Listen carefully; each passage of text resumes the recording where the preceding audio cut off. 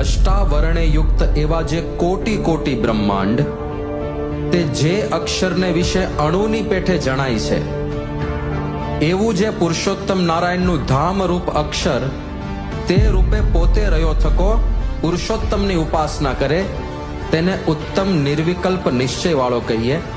તો અહીંયા આગળ અક્ષર રૂપ થઈને પુરુષોત્તમની ભક્તિ કરવી. એ પોતે પરબ્રહ્મ પૃથ્વી પર આવ્યા અને અક્ષર બ્રહ્મને લઈને આવ્યા.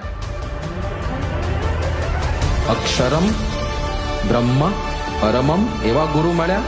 શ્રોત્રિયમ જે કાંઈ લક્ષણો શાસ્ત્રમાં છે એવા ગુરુ મળ્યા. એટલે આપણે ભાગ્યશાળી છીએ. અને છેલ્લે કઠોપનિષદ કહે છે આવા ગુરુ મળી જાય પછી શું કરવાનું છે?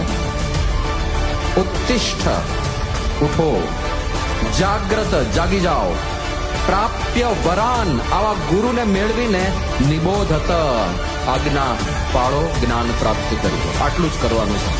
This is the final destination of our life. Whatever creation happens, everything comes from Akshar Brahma. All the creation, to create infinite Brahmand doesn't take any effort of Akshar Brahma.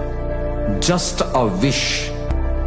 Akshar Brahma makes a wish કે અનંત કોટી બ્રહ્માંડ બનાવવા છે અને બધું just like that બધું creation થવા માંડે. That is Akshar Brahma.